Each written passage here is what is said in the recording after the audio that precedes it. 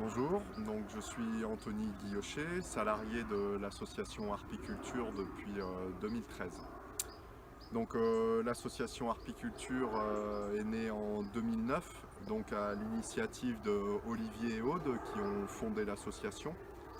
Donc l'objectif premier de l'association, c'était de sensibiliser les enfants et les plus grands aux insectes pollinisateurs et en particulier aux abeilles pour comprendre l'importance de ces insectes dans notre environnement et dans notre alimentation en particulier.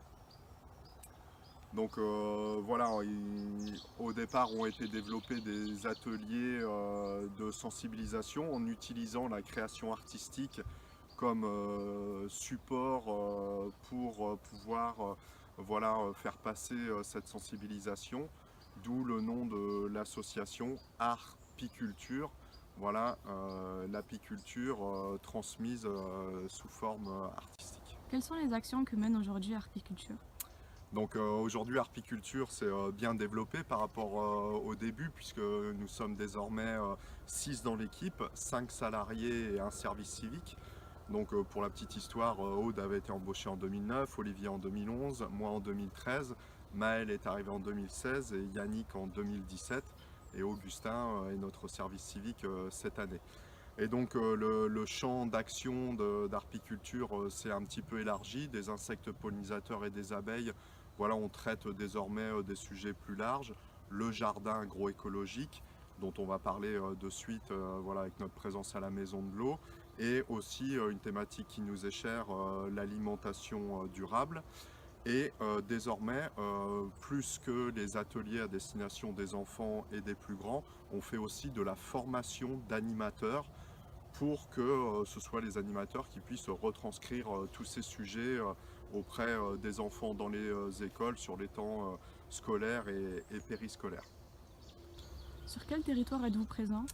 Donc Arpiculture intervient dans les Hautes-Pyrénées, donc dans le Val d'Adour notamment, hein, d'où notre présence à Rivage.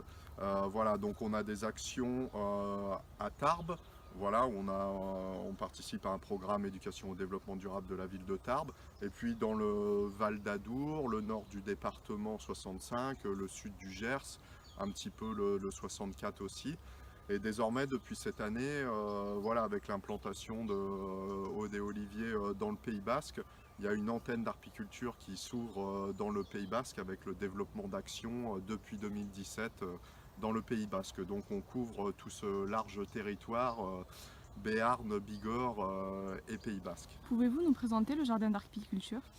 Oui, tout à fait. Donc depuis 2014, on est présent sur le site de la Maison de l'Eau, donc qui a mis cette parcelle de 1500 mètres carrés à disposition pour qu'on puisse y développer un jardin pédagogique à destination du grand public et des enfants qu'on reçoit régulièrement sur le site. Voilà, pour faire des ateliers autour du jardin agroécologique, des bonnes pratiques de jardinage, mais aussi comprendre que le jardin c'est un petit écosystème et qu'il faut savoir accueillir tous les auxiliaires pour pouvoir jardiner en bonne entente avec la nature. Et donc ce qui était intéressant et important pour nous en venant mettre en place ce jardin à la Maison de l'Eau, c'est qu'on s'inscrit dans une dynamique ici sur le site de partenariat avec la Maison de l'Eau, avec d'autres assos qui interviennent régulièrement et qui permettent voilà, de proposer des activités, notamment auprès des enfants, diversifiées, avec des sujets aussi vastes que les pollinisateurs, bien sûr, avec le rucher pédagogique sur le site, le jardin, mais aussi toutes les activités liées à l'eau et toute la découverte de la faune, de la flore de ce joli site qu'est la Maison de l'Eau. Pouvez-vous nous présenter le sentier d'interprétation?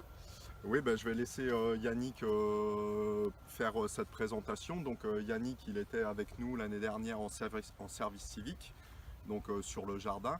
Et voilà, il a eu l'initiative de proposer la création de ce sentier d'interprétation. Donc on s'est saisi du projet. Et voilà, et on a pu bénéficier d'un contrat pour pouvoir embaucher Yannick sur la création de ce sentier. Donc il est présent voilà, pour la mise en place de ce projet. Donc je vais lui laisser le soin de présenter cette Comment démarche. avez-vous eu l'idée de ce projet? Alors quand j'étais en service civique, ce jardin accueillait des enfants et ça fonctionnait très bien, sauf que les visiteurs qui se promenaient sur le sentier Adour qui passe ici, ils ne rentraient pas dans ce jardin parce qu'en fait il n'était pas visible et en plus il n'y avait pas de médias pour que les visiteurs puissent le visiter en autonomie. Et donc on a voulu créer ce sentier interprétation pour pouvoir expliquer aux personnes, au plus grand nombre, les principes de l'agroécologie. En quoi consiste ce sentier d'interprétation? Alors le sentier interprétation, c'est une méthode en fait pour révéler la valeur cachée d'un site, d'un lieu et d'un patrimoine. Et donc on a utilisé cette méthode pour révéler aux gens ce que peut nous raconter ce lieu. Et donc à travers plusieurs scènes et un parcours pédagogique et des médias interactifs, on va expliquer aux gens un peu les principes de l'agroécologie et comment un peu tout sol peut redevenir fertile ou peut devenir fertile. Et là nous voilà dans par exemple une des dernières scènes, c'est le jardin forêt comestible. Donc il y a quasiment toutes les plantes de ce jardin forêt qui sont comestibles. Et ce qui est très intéressant dans ce jardin forêt, c'est quasiment un écosystème à part entière qui est autonome et qui se gère tout seul. Pouvez-vous nous présenter l'endroit que l'on vient de traverser? Alors on vient de traverser le jardin forêt comestible. C'est en quelque sorte l'aboutissement de tous les principes qu'on va expliquer dans le sentier interprétation concernant l'agroécologie. Et donc c'est une forêt qui essaye d'imiter la nature. Donc on essaye de reproduire comme dans une forêt toutes les strates de végétation. Où est-ce que nous pouvons retrouver plus d'informations sur Arpiculture? Donc évidemment, Arpiculture a un site internet sur lequel vous pouvez voir la présentation de l'ensemble des activités.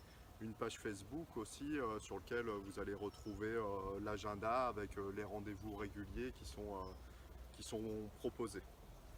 Et sur le sentier interprétation, on va organiser une soirée festive et conviviale le 8 juin pour inaugurer ce sentier. D'accord, je vous remercie pour votre présentation d'Arpiculture. Merci. Merci.